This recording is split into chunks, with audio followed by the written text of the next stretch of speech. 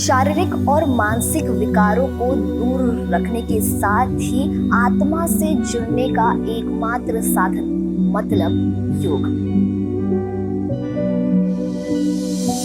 नमस्कार, मैं दिशा हटवार स्वागत करती हूँ आपका यूसीएल में। आज की हमारी जो लाइफस्टाइल हो चुके हैं उसमें हर कोई दौड़ भाग करते रहता है और बच्चों से लेकर बड़ों तक हर किसी को किसी ना किसी चीज का टेंशन होता है और इसको कम करने के लिए योग एक बहुत अच्छी चीज हो सकती है। और आज है अंतर्राष्ट्रीय योग दिवस।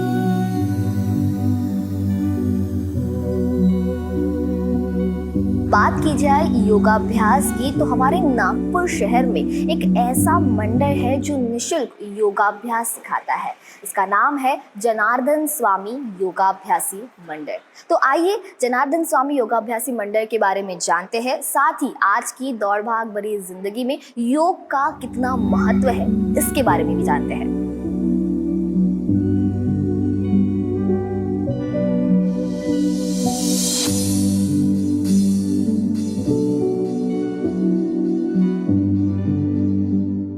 परम पूजनीय परमहंस परिव्राजकाचार्य योगमूर्ती श्री जनार्दन स्वामी महाराज हे नागपुरात आपली कर्मभूमी मानून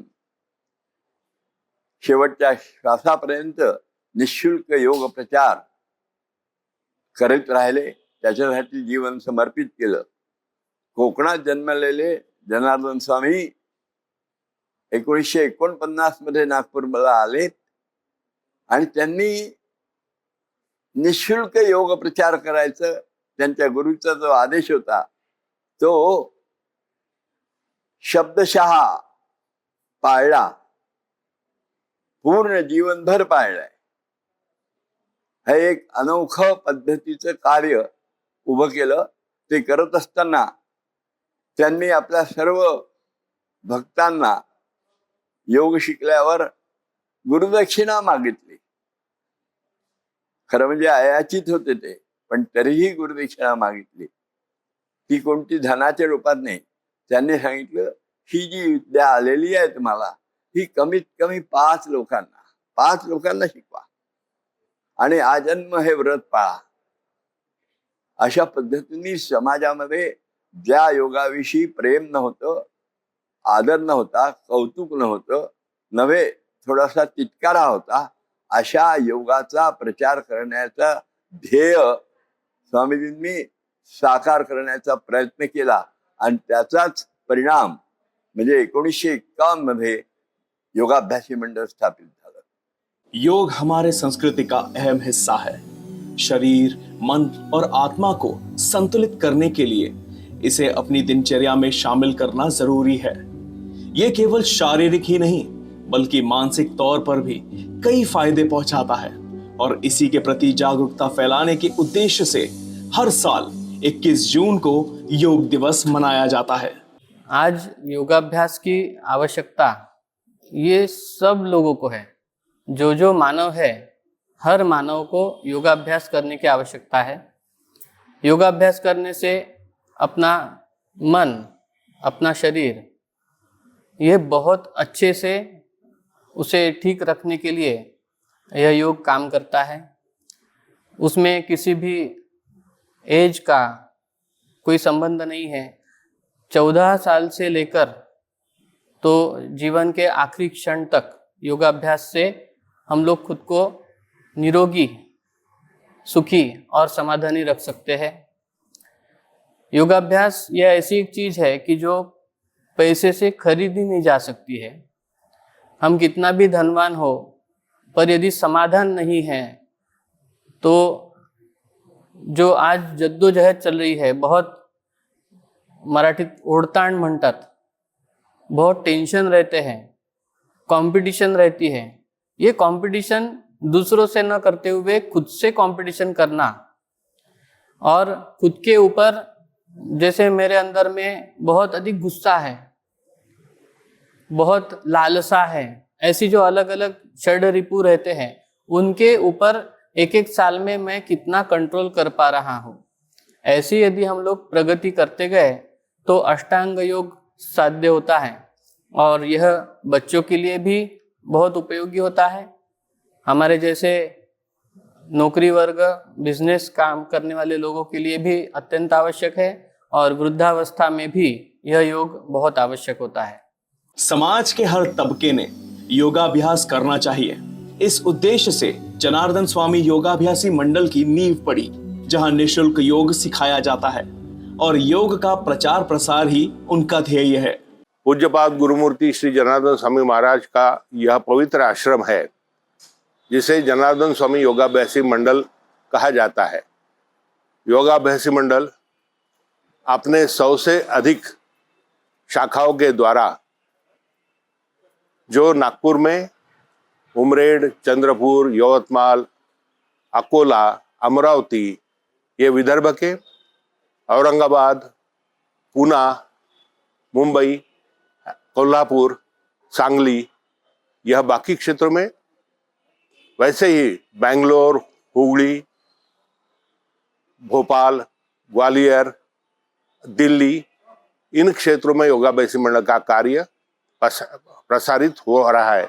कार्य की विशेषता यह है कि यह कार्य योग प्रचार और प्रसार का निःशुल्क, विदाउट एनी रेम्यूनरेशन किया जाता है। निःशुल्क योग प्रचार करना और हर एक व्यक्ति के जीवन में समाधान, सुख और निरोगत्व प्राप्त करना, नर से नारायण, नारी से नारायणी बनाना, यह उद्दिष्ट इस योगाभ्यासी मंडल का है। वर्तमान में जनार्दन स्वामी योगाभ्यासी मंडल की नागपुर में 100 से अधिक शाखाएं हैं और विदर्भ के साथ ही देश के कई जगहों के लोग उनसे जुड़े हुए हैं। सन 1951 से निःशुल्क योग प्रचार प्रसार के कार्य में जुटे योगाभ्यासी मंडल में आप सभी का स्वागत है। आजकल की हमारी जो दिनचर्या है, उसके वजह से शारीरिक मानसिक स्वास्थ्य बहुत खराब रहता है। आदमी काफ़ी मानसिक तनाव में रहता है। इससे यदि दूर होना है तो योगाभ्यास के जैसा कोई दूसरा सुंदर उपाय नहीं है। आज हम कुछ 3 योग क्रिया देखेंगे जो शारीरिक मानसिक रूप से हमें तंदुरुस्त रख सकती है।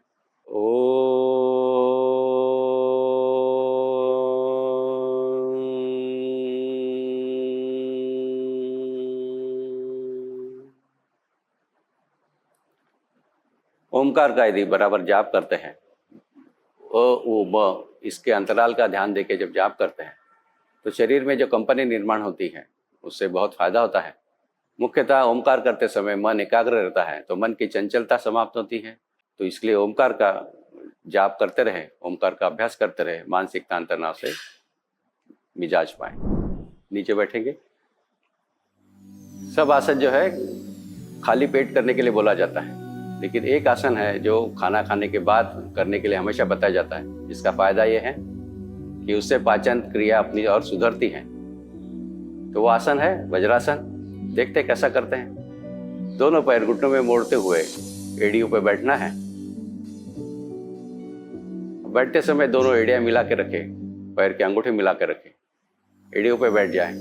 पीठ रीढ़ सीधी रखें, गर्दन सीधी है, दोनों हाथ घुटने पे रखें और इस तरीके से शांत बैठे रहें।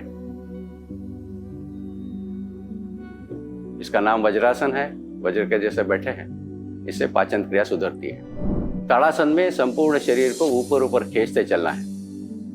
जैसे जैसी उम्र बढ़ती जाती है, दोनों कंधे झुकते हैं, पीठ झुकना शुरू हो जाती है। तो ये सब जो बीमारियां या ना हो और रीढ़ की हलचल और रीढ़ का स्वास्थ्य अच्छा रहे, इसके लिए एक महत्वपूर्ण आसन है। छोटे बच्चों से यदि शुरू करते हैं तो उनकी ऊंचाई भी बढ़ती है। तो ये आसन कैसा करना है? तो दोनों पैर की एड़ियां मिली हैं, अंगूठे मिले हैं, दोनों हाथ बाजू से धीरे धीरे ऊपर ले जाएंगे, उंगलियां पूरी तान के रखेंगे।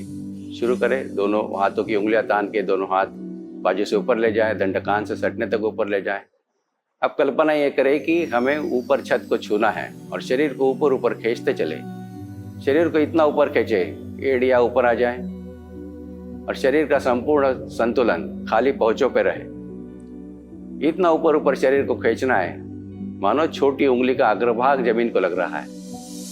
इस स्थिति में दृष्टि आगे एक जगह पे स्थिर रहते हुए हमसे जितना हो सकता है उतना देर तक खड़ा रहना है। अपेक्षित है 2 या 3 मिनट इसको हमेशा करें, तो ताकि छोटे बच्चे जब करते हैं तो उनकी ऊंचाई भी बढ़ती है। धीरे धीरे शरीर शिथिल छोड़ते हुए एड़ियां जमीन पर लगाएं, दोनों हाथ बाजू से नीचे लेके आए, उंगलियां ढीली छोड़ दें और फिर नीचे बैठ जाएं। रीढ़ का स्वास्थ्य अच्छा रहता है।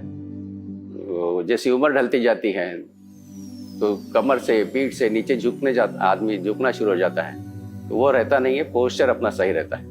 मानसिक स्वास्थ्य के लिए ओमकार का जाप करते हैं, तो ओमकार के लिए जिन्हें शक्य है वो पद्मासन लगाएं। जिन्हें पद्मासन नहीं हो रहा है, साध्य नहीं हो रहा है, वो अलग अलग तरीके से पद्मासन के लिए जो जोड़ खुले करना है उसके व्यायाम सीख के पद्मासन करें। अभी जिनको पद्मासन नहीं आता है वो किसी भी सुखासन में बैठ सकते हैं। तो चलिए पद्मासन लगाते हैं।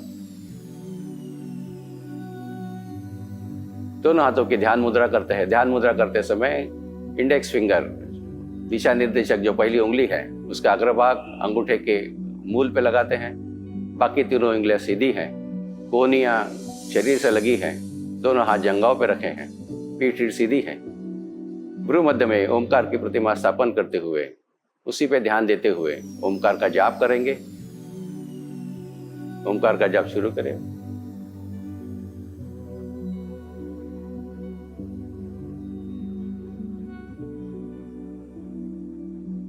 ओमकार करते समय जो कंपनी निर्माण होती है उससे मस्तिष्क में लाभ होता है, मानसिक स्वास्थ्य सुधरता है, मन एकाग्र होता है। तो इस तरीके से यदि हम योगाभ्यास करें तो मानसिक, शारीरिक और बौद्धिक रूप से हमारी उन्नति हो सकती है। आज जो हमने योगिक क्रियाएं देखी है, आप अपने घर पे इसका अभ्यास कर सकते हैं। लेकिन इसी तरीके से और योगाभ्यास सीखने के लिए आप जनार्दन स्वामी योगाभ्यासी मंडल के रामनगर केंद्र या नागपुर में करीब 110 से ज़्यादा केंद्र है, वहाँ निःशुल्क योग प्रचार प्रसार का काम किया जाता है, प्रशिक्षण का काम किया जाता है। आप वहाँ भी नियमित आ सकते हैं। धन्यवाद। नर का नारायण हो और नित्य निरंतर योगाभ्यास शुरू रहे, इसलिए जनार्दन स्वामी योगाभ्यासी मंडल की ओर से निःशुल्क योग पढ़ाया जाता है। और आज की हमारे इस लाइफस्टाइल में कहीं ना कहीं योग को इन्वॉल्व करने की बहुत ज्यादा जरूरत है। और अंतर्राष्ट्रीय योग दिवस से अच्छा दिन कोई और दूसरा हो ही नहीं सकता है कि आप योगाभ्यास करने की शुरुआत करें। तो आज से ही अपने जीवन में, अपनी लाइफस्टाइल में योग को इन्वॉल्व कीजिए। और फिलहाल मुझे दीजिए इजाजत। ऐसे ही तमाम अपडेट से जुड़े रहने के लिए बने रहें यूसीएन के साथ।